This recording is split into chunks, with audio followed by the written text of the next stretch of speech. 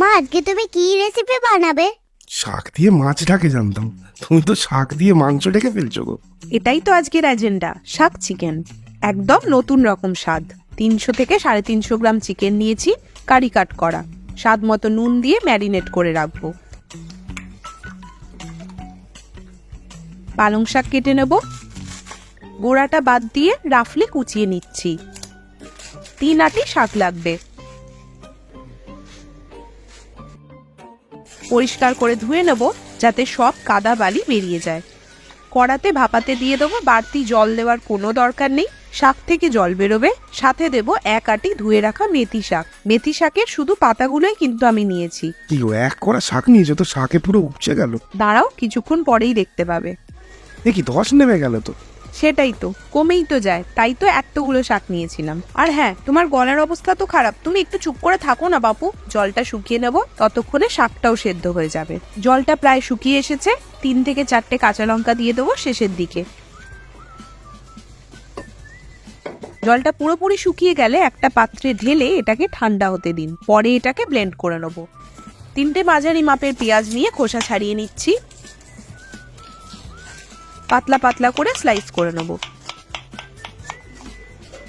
একটা মশলার পেস্ট বানিয়ে নেব। 1 ইঞ্চি মতো আদার টুকরো, 10 থেকে 12 কোয়া রসুন। রসুনটা কিন্তু একটু বেশি হলেই ভালো লাগবে। 1.5 খানা মতো টমেটো, বড় হলে একটাই এনাফ। রাফলি কেটে দিলাম। স্মুথ করে একটা পেস্ট বানিয়ে নেব।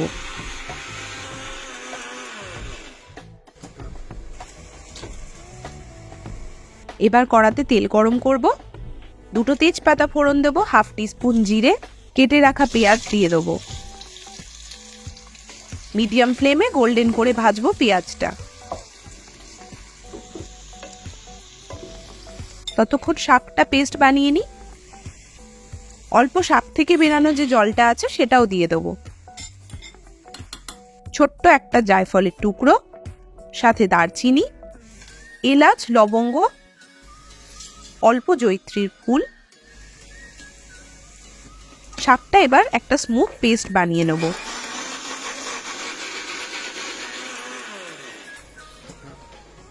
দেখুন, ঠিক এই রকম দেখতে লাগবে।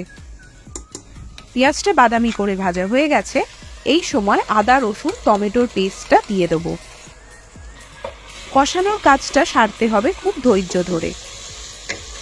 মশলা কষে পরিমাণে কমে গেলে 1/2 টিস্পুন হলুদ, 1 টিস্পুন গুঁড়ো লঙ্কা ও 1/2 টিস্পুন ধনে গুঁড়ো দেব। মশলার কাঁচা গন্ধ দূর হলে চিকেন দিয়ে কষাতে হবে। 10 থেকে 15 মিনিট চিকেনটা হাই ফ্লেমেই কষিয়ে নেব।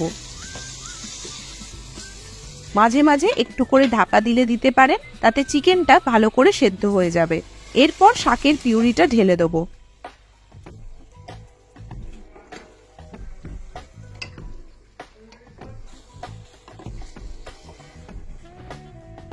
অল্প নুন স্বাদ মতো, কারণ মাংসে অলরেডি নুন আছে, সেটা বুঝেই দিতে হবে। মাঝে মাঝে পারলে ঢাকা দিয়ে দেবেন। এইভাবে তেলটা ওপর দিকে চলে এলে মিক্সিটা ধুয়ে জল দিয়ে দেবো। শাক বাটা হয়েছিল বলে জলটার রং সবুজ, তবে খুব বেশি জল দেবেন না, সামান্য জলই লাগবে। এবার একদম আঁচ কমিয়ে ঢাকা দিয়ে 15 মিনিট বা মাংস সেদ্ধ হওয়া পর্যন্ত রান্না করব। ততক্ষণ গ্রেভিটাও অ্যাডজাস্ট হয়ে যাবে।